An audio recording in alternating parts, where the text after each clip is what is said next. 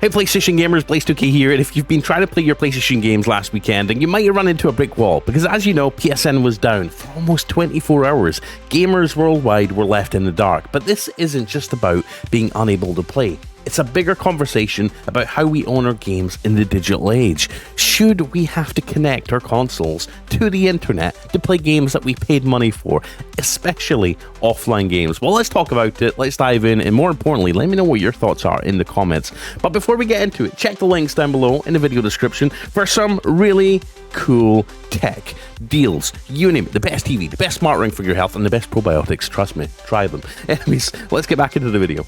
So let's start off by talking about what happened. Sony's PlayStation Network faced one of its longest outages recently, the longest since 2011, where it was down for damn near 3 weeks, with no online services functioning properly until well into Saturday. Is Sony's explanation? Well, it was an operational issue. But here's the real kicker. Even single-player games were affected because they needed to phone home to PSN to check to see if you're still allowed to play them. That's your digital game ownership for you. So here's a hypothetical. Imagine if this outage happened during a major game launch or an event like the release of a new Call of Duty game. The uproar would be monumental, right? Did this outage affect you and your gaming plans last weekend? Let me know in the comments. So again, that brings us to the whole digital and physical debate, right? We're in an era where digital sales crush physical ones. It's sad, but it's true. With only about 16% of games being sold physically now. We've seen GameStop closing down, hundreds of stores across the country. It's pretty much well known now that we're heading towards a digital future, whether you like it or not. Unless you're Nintendo, in which case you could still collect physical games, and I've got to give Nintendo props for that. But when servers go down, digital games turn into expensive paperweights. Well, metaphorical paperweights, obviously. Physical games, on the other hand, should allow you to play the game without an internet connection, right? Well, not always, because some games still require that online handshake. So, with Sony pushing or phasing out Blu-ray production and Microsoft reducing physical retail, are we heading towards a future where we don't own games but merely rent them at $60 a game? That's where we're heading, and we've seen Game Pass come to fruition, we've seen Game Pass be successful. Maybe we're heading down towards a Netflix-style sort of subscription plan for all games. Let me know if that's something you'd want, right? Do you prefer physical games, digital games, or do you want us to go to a subscription model? Let me know why in the comments down below. But here's my case for physical media. Despite the physical push, there's still a massive love for physical games. Square Enix and Final Fantasy VII Rebirth, Capcom's commitment, and companies like Limited Run Games are absolutely fighting for physical releases. But with console makers moving away from disc drives, is this going to be a losing battle in the long run? What if future consoles don't have disk drives at all? Your library could be at the mercy of internet connectivity forever, or corporate decisions to pull games from servers. We've already seen them pull digital content like films and TV shows from your console if they no longer have the license or the rights to play them on your console, even if you've paid for them. We've seen that, we've covered that here on the channel before. Would you be okay with a fully digital gaming future, or do you cherish your physical game collection? I've got a lot of physical games, but I'm not gonna lie, I don't like getting up to have to change the disc in my console. That's kind of a, I don't know, it's kind of a bummer, and especially if you're using something like the PlayStation Portal, you know, and you're streaming your game from your console. You know, let's say you're in the living room and you want to change to a different game, and you have a fully physical collection. You have to get your butt off the sofa, walk into wherever the PlayStation is, change the disc.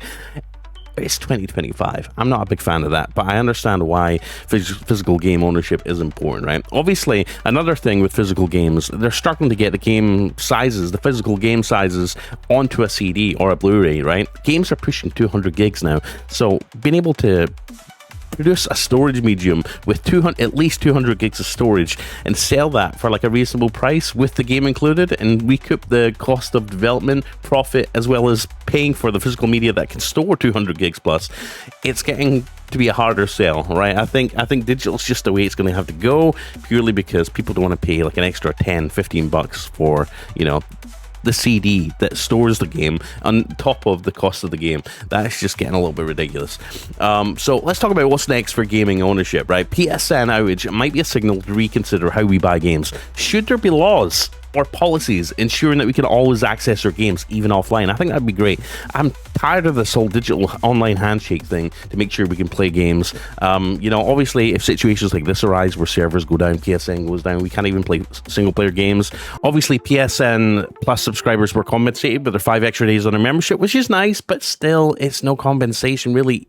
Again, if you've got a single player game and you're not subscribed to PS Plus, you still can't access the game that you paid $60 to $70 plus on. That is unacceptable in 2025. So maybe need a hybrid model where digital games have an offline mode by default, right? Here's a hypothetical. How would you feel about your favorite game if your favorite game got pulled from digital stores and you couldn't play it anymore at all, just because you don't own it physically?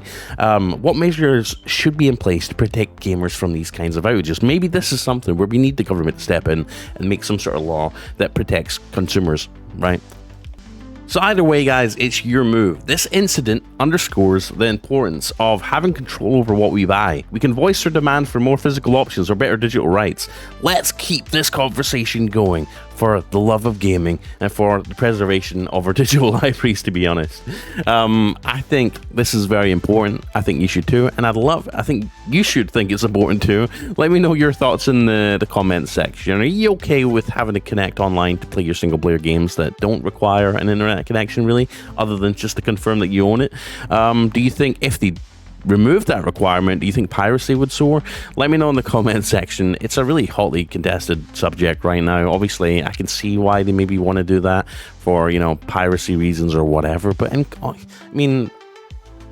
if anything, the physical, they need to protect. If they're worried about piracy, they should just make sure their consoles are secure in the first place, to where you can't pirate games, you can't hack the console, or jailbreak it so you can play pirated games. In the first place, it should be a console level thing, not a game specific thing. Games should not have individual DRM that require you have to connect online, and especially for games that you pay for, right? We're not renting games, we're buying them, so we should be able to play them whenever we want, even if we don't have internet.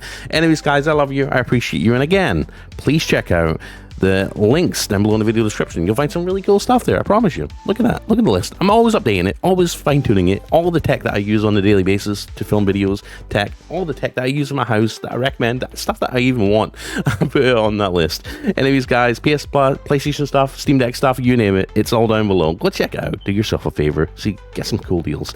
Anyways, I'll see you in the next one. I'm Blazed OK. See you in the next video, and see you on the stream every day at 1 p.m. Central, 2 p.m. Eastern, and 11 a.m. Pacific time for some gaming. Anyways, peace out.